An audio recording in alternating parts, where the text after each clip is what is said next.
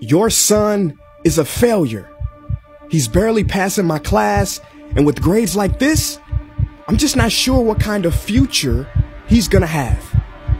What do you have to say for yourself? You're supposed to graduate this year. Listen to Mr. Johnson. What kind of future do you think you're gonna have? With all due respect, don't call me a failure. Failure is an event, not a person, in fact. And you talk about the future, Mr. Johnson, but you're not preparing us for that. Excuse me? Just listen to what I'm saying. This should be good. Would you agree that in the future, most careers will become automated? Yeah, so? So the people who succeed will have to be curious, innovative, with resilience to adapt to new changes. What's your point? My point is, the focus in this school is not on that. It is on regurgitating information and test taking, and that's just real. But in today's world, creativity is the most important leadership skill. Oh, that's how you feel. You don't have to believe me, but maybe you will believe the 1,500 executives who recently said creativity is the most important leadership skill. See, pretty soon, no one will be hired because of what they know. Because who cares what you know or if you've memorized a fact? We've got Google and Siri for that. In the future, people will be hired because of what they can do with their knowledge. Can they creatively solve real-world problems, not just follow instructions or directions and bubble in multiple choice questions?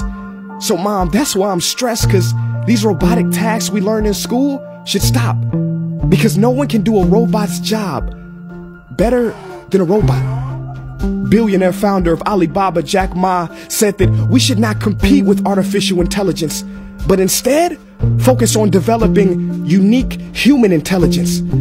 Mr. Johnson, drills are for teeth, not the human mind.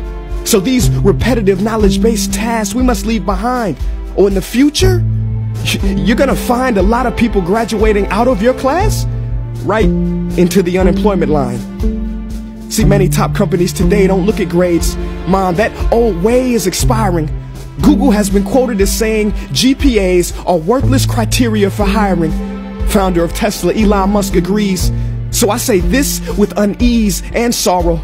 If you continue to teach today as you taught yesterday, then you rob us students of tomorrow. Mr. Johnson, I'm gonna keep it real with you. Sometimes sitting in your class is tough. I'm constantly thinking, if I don't look up at the clock, maybe it'll speed up. So I listen to you do my work and pay attention, feeling like an hour had to have gone by. But it was only 3 minutes. So if you wonder why we're bored in class, look, you want to get a kid to hate reading? Give them this, a school textbook. And some people think it's our fault, and that hurts me. They say you can lead a horse to water, but you can't make him drink. And to that I say no. Firstly, you can put salt in that horse's hay and make him thirsty. And if you bring joy in your classroom, you can make any bad student nerdy, as he or she discovers the beauty of truly learning. Mr. Johnson, I mean no disrespect. You have the most important job on this planet. You build, create, and save lives. But if you really care about my future, like you say, then you have to fully commit and ask yourself honestly, how do I prepare a child for a future that doesn't yet exist? Here's a hint. The answer is not found in this. It's using this and this. See, in the future, we will need more passion and compassion. People with inspired hearts and wisdom to uplift this planet. And Mom, I love you, but can I be real? Go ahead. You want to know one of the biggest factors for childhood success? It's not IQ. It's family meals. And we haven't had one of those in a while. See, I know sometimes you don't feel proud, because I may not be a straight A student, but I'm not stupid. These tests may be 70% of my grade, but they're 0% of my future. But don't worry, I'll pass this class and get through this. But I need you to give me the space I need to be me and live true. Because the best feeling in the world is that your own parents get you.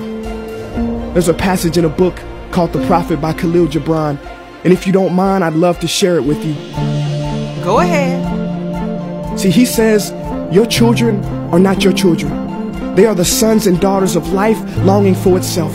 They come through you, but not from you. And though they are with you, they do not belong to you. You may give them your love, but not your thoughts, for they have their own thoughts. You may house their bodies, but not their souls, for their souls dwell in the house of tomorrow. So, Mom, I'd appreciate it if you give me the love that I need to pursue my dreams. See, if we are to succeed, all three of us need behavior change on all fronts. We talk about the future, but the future is now, and it is created now by all of us.